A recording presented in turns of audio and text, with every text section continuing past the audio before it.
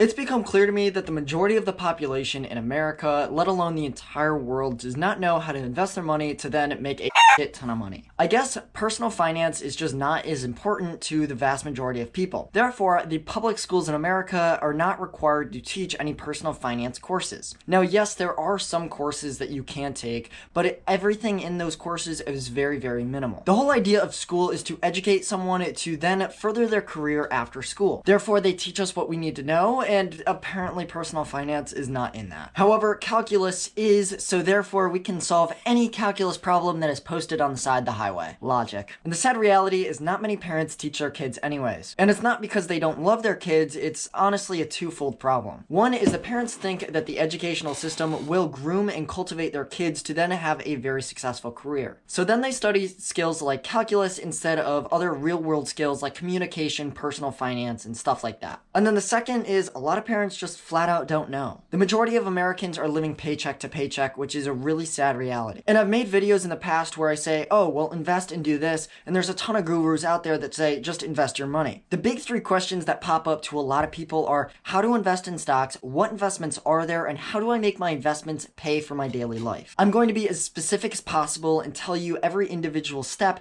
so it's not just one of those famous gurus that it's like, invest in stocks. There's a lot more to it, and I got really frustrated trying to chase around the final answer. Some basic things that I want to get out of the way before we get into the video in depth is one, investments do carry risk. And typically the risk factor will measure the reward factor as well. The more risk, the more reward, the less risk, the less reward. However, there are some very bad investments where you take on an immense amount of risk and get a very small reward. So don't invest in those. However, I also want to say that I am no financial advisor and I'm just an idiot with a camera. Okay, so where to start investing in stocks? So you need a brokerage account. And a brokerage account is essentially an account where you can take money and go and invest in stock. It's very similar to a bank account, except a bank account you can only put money in and take money out through your debit card or cash withdrawals or anything like that. Some financial institutions that offer these accounts are like WeBull, Robinhood, TD Ameritrade, and Fidelity. There are going to be links down below. If you want to sign up with WeBull, you can deposit $100 onto the platform and get free stocks.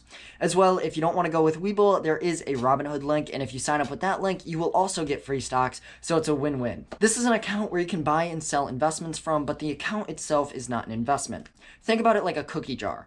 The cookie jar is the account, however, the cookies inside the jar are the individual investments, or the cookies would be equivalent to the stocks. However, there is a very important account that a lot of people don't actually take advantage of, and that's called a Roth IRA. Now, this is an individual retirement account, hence an IRA, and this will give you massive tax advantages. It's essentially the exact same thing as a brokerage account, except it has some extra cool features. The big thing is you can deposit money into that account and then let it grow throughout decades, and then once you reach 59 and a half, you can take out all your profit tax-free. There's no capital gains, and the US government has actually put a cap on how much you can deposit per year, a limit of $6,000, literally because it's too overpowered. If you max that out every single year and get a very mediocre return of 8%, you will definitely be a millionaire. And that's something that they don't teach you in school and can be worth literally millions of dollars. However, you cannot take your money out until 59 and a half, and if you do, you will pay taxes and a penalty on it, so it's locked in that account until you turn that age. Start this as young as you can because of a couple reasons. One, you're in a very low tax bracket when you're young, typically because you're not making that much money, and then two, the younger you are, the more time you'll have for that compound interest to kick in. Now, that tidbit of information is literally worth hundreds of thousands of dollars if you didn't already know, so if you really appreciate this kind of content, please like and comment for the YouTube algorithms, and let's continue. Another different kind of account that you can invest in is a 401k, and a 401k is again a very similar to a brokerage and a Roth IRA, except it has some different features. For every single dollar that you contribute into that plan, you can deduct that from your income, and that is saving you a lot of money in taxes. Every single contribution is a tax deduction, so hence if you make $40,000, deposit $10,000 into your 401k, when it becomes tax season, now you're only taxed on $30,000. However, it is a little bit different than the Roth IRA.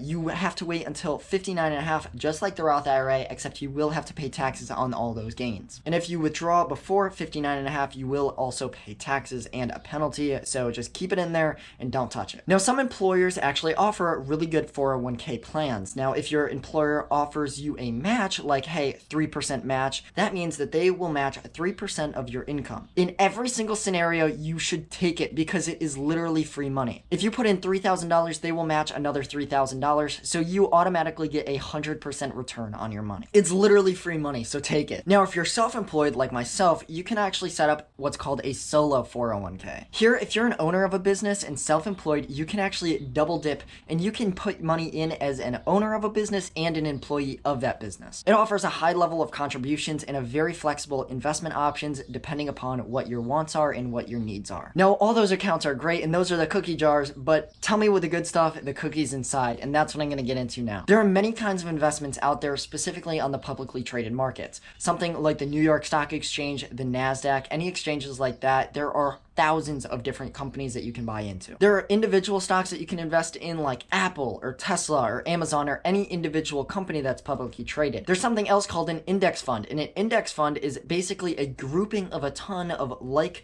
companies, and they all have to have something in common. As an example, the S&P 500 is 500 of the largest companies, and they have certain requirements like 2 quarters of consistent profit. As well as the NASDAQ, that is a tech index, and every single individual company that's in that index is considered a tech company. Now, this is great for the person who wants to be very consistent and have a very slow but steady growth, and you can diversify amongst thousands of different individual companies. Now, you can buy one individual stock that is comprised of thousands of those different companies, and those are all weighted in that one stock. It's consistent, it's predictable, and it can pay out dividends as well. Even Warren Buffett, the billionaire, suggests that basically 90% of people should just put their money into index funds and call it a day. The crazy thing is that these index funds actually outperform a lot of investment professionals, so why pay these extra professionals to lose you a little bit more money? It doesn't make any sense, so you might as well just cut out the middleman. When looking for an index fund to invest in, look for one that has a very low fee. There are institutions out there that actually make up these what are called ETFs, or exchange traded funds,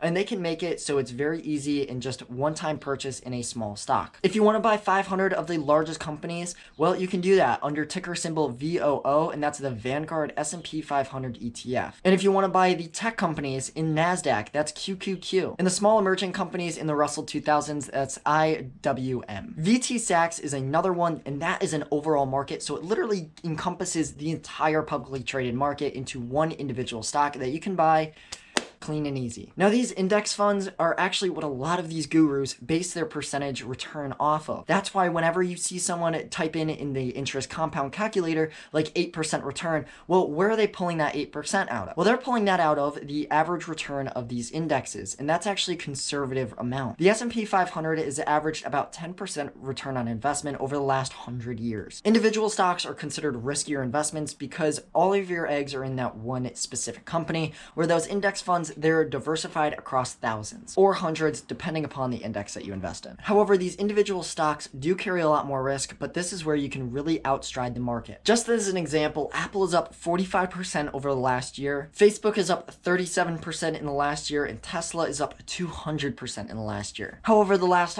5 years, Tesla is up 1,200%. So as you can see, you can really outpace the market if you pick it right. However, there is a ton to learn about individual value investing and stock picking. I highly suggest you guys taking a look at Financial Education's channel. His name is Jeremy, and I look up to him immensely. He knows what he's talking about. Link to his channel in the description below, so definitely check him out. Another guru that I've followed for a while, his name is Phil Town, and he is a value investor. He has a YouTube channel as well, and he is a New York Times best-selling author.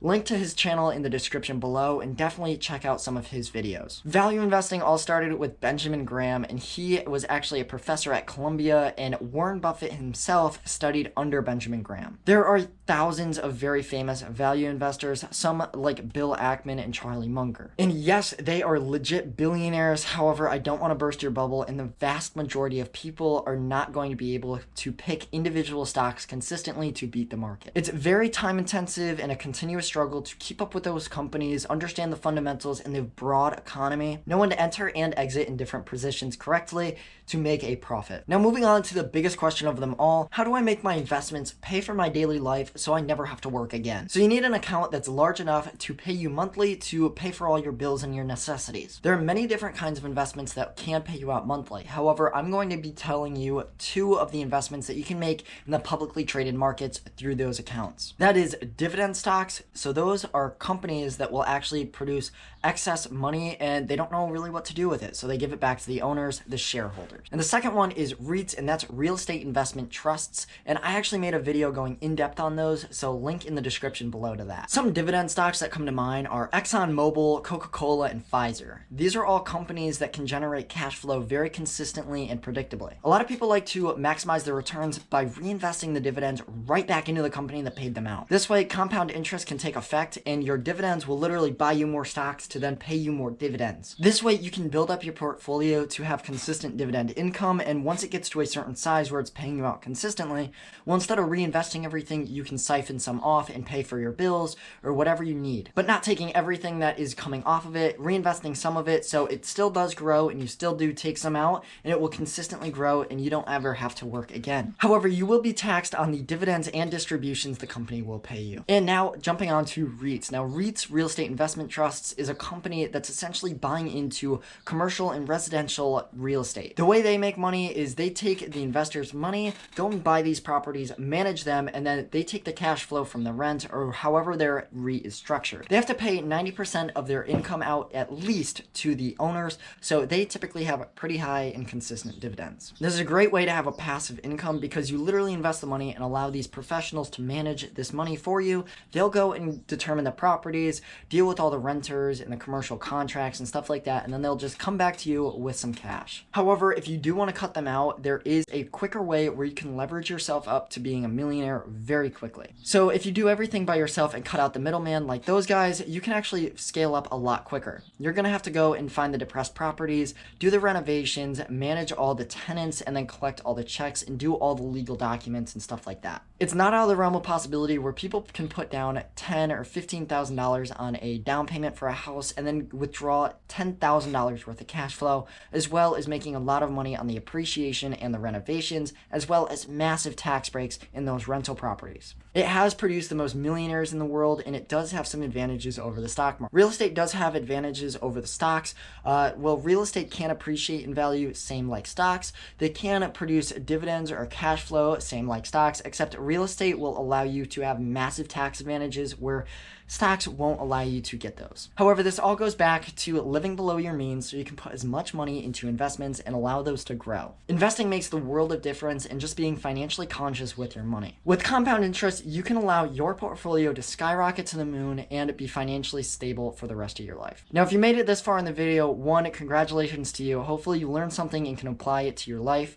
Like the video and comment for the YouTube algorithms. If you're not subbed already, please sub, turn that bell notification on so you're up to date on all the latest and greatest content. Thank you guys for watching and good luck in the markets. See you guys next time.